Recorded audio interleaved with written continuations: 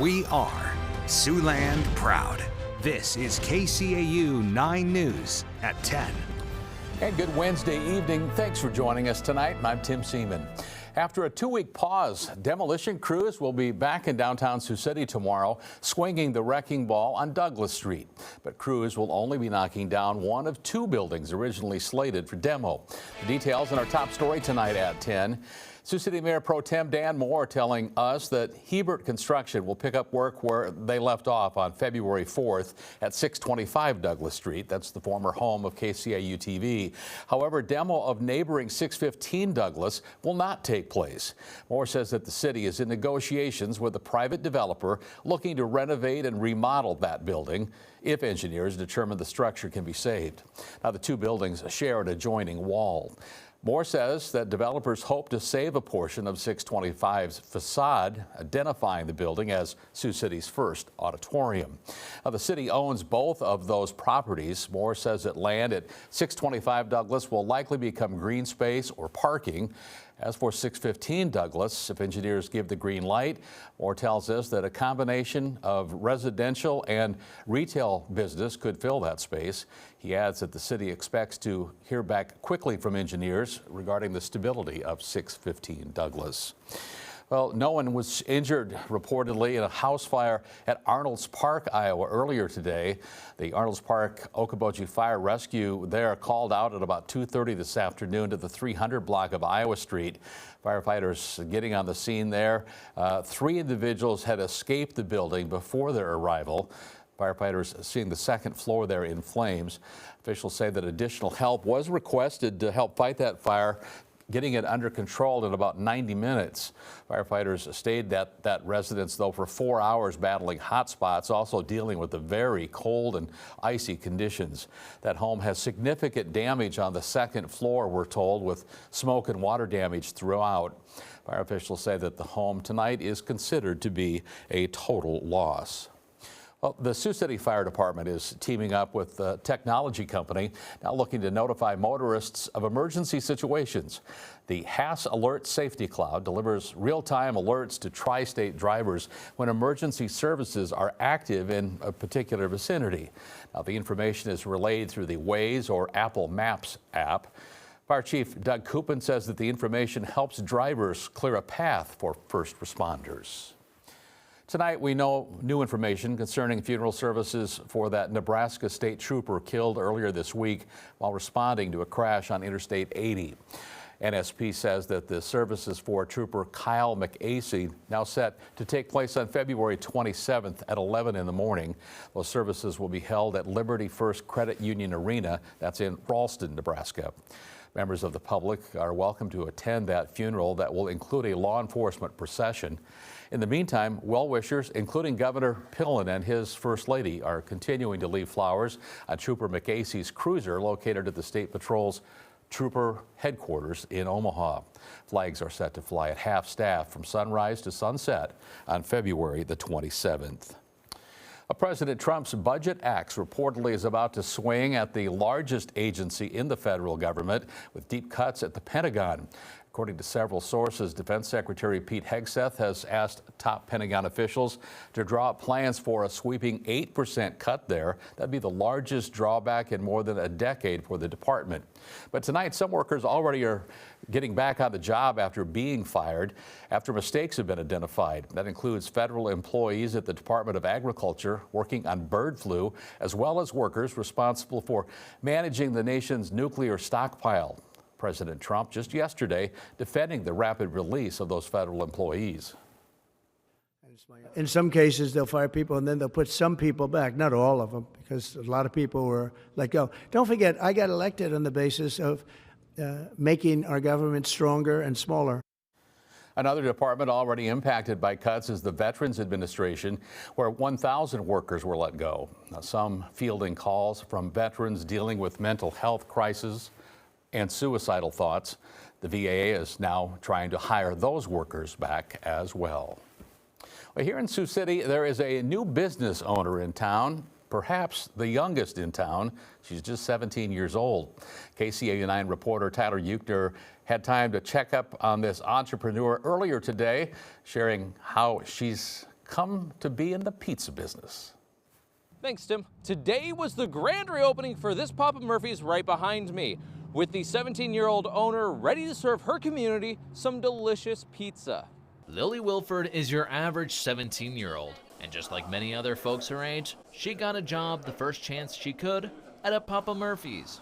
This is where all my siblings worked, so every time they turned 14, they'd get a job here. It's a really good starting job. Lily is homeschooled by her mother and father, Kathy and Brad. The former owner of that Papa Murphy's offered Brad and Kathy to purchase and run the restaurant last April, but the couple already had a busy life. Instead, they said, why not have Lily become the owner? When this opportunity presented itself, it got me excited, and it was something that I wanted to do. So we started looking in to see if this was even possible. I'm 17. Can a 17-year-old own a business? In August of 2024, Lily became the owner of the restaurant, with her parents being co-owners. Now, with roughly 5.5 months of experience under her belt, Lily is continuing to tackle challenges as they come her way.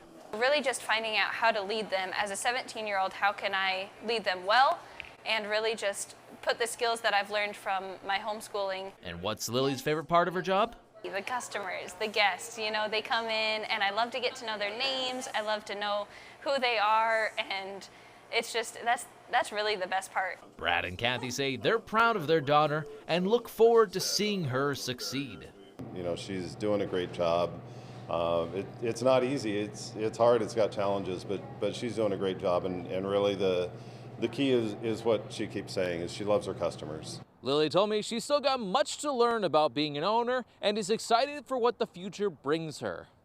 In Sioux City, Tyler Euchner, KCAU-9 News. Speaking of food, the Iowa State Fair Board today selected a new operator for the former Steer and Stein location there in Des Moines. The board choosing Blue Ribbon Bar and Eatery as the replacement. Just yesterday, the Fair Board heard from 7 finalists that were looking to land that location. The decision comes today after employees of Steer and Stein claimed that they had not been paid for the 2024 fair season. Officials also were looking into claims that the owner of Steer and Stein had not paid outstanding bills. The NAIA has extended its agreement with the Tyson Event Center here in Sioux City to host the Women's National Volleyball Championship for 4 more years. That championship has been a staple here in Sioux City since 2008.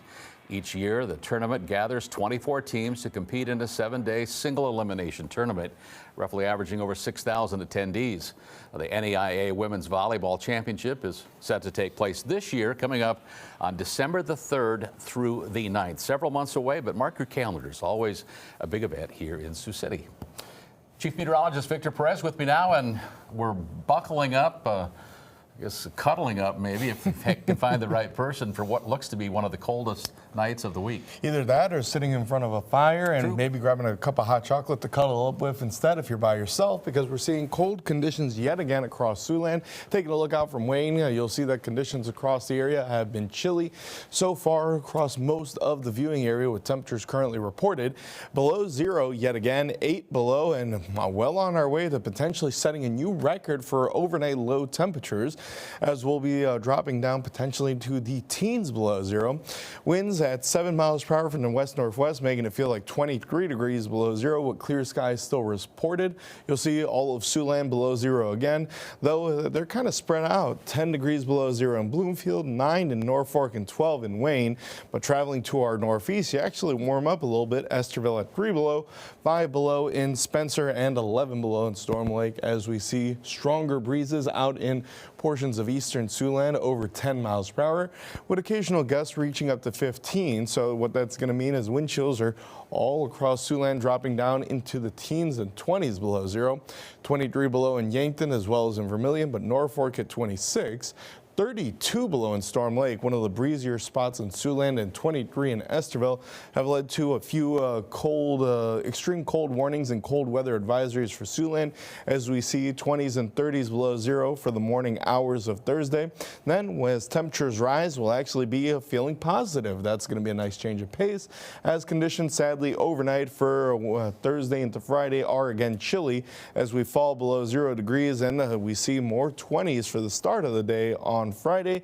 Below zero as those temperatures then increase afterwards as we see cold weather alerts across Siouxland have been eliminated currently. Actually, from the looks of it, it's a change of pace. Now just extreme cold warnings that will be in effect out to our west still being listed on there. So I wonder if it's actually just the sensors not giving us the right data, as we see that currently the looping radar shows conditions that have been a little bit clearer and quieter still in the region. That's been across most of the plains until you hit closer towards Rockies with some clouds and snow showers developing over by it would be Scottsbluff, as we see cloud coverage by the Great Lakes area with a few scattered snow flurries, but we're still seeing conditions that are clear here expected through the morning hours there of Thursday and into the afternoon. We'll see that conditions remain clear as some clouds do try to come out the Rockies out to our west with a few snow flurries out by North Platte, but it's not amounting to much, and it won't travel through Nebraska's conditions still remain clear going forward into the morning hours there on Friday, and heading into the afternoon we do start to see some clouds that will appear briefly, but we're still expecting mostly sunny conditions for the weekend. You'll see that coming up on the 9 on 9. Temperatures tonight dropping down into the teens below zero, some spots already at 10 below, as we'll be seeing northwest winds between 5 to 10 miles per hour. So conditions are expected to be a little bit on the quieter end, but we're still seeing wind shift from the northwest to the west for tomorrow, and we'll see them between 5 to 10 miles per hour. Daytime temperatures rising up into the mid-single digits, so going to be feeling a little bit better, but we'll see that conditions are going to really take a turn for the warmer end as we see temps rising here in the teens and 30s.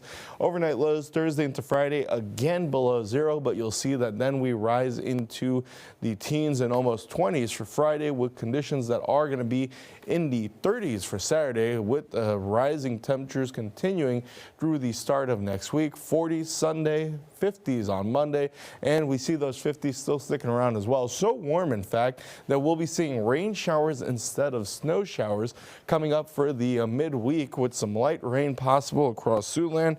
For now, those rain totals are looking to be minimal, just 1/10 of an inch to potentially 1/4 of an inch.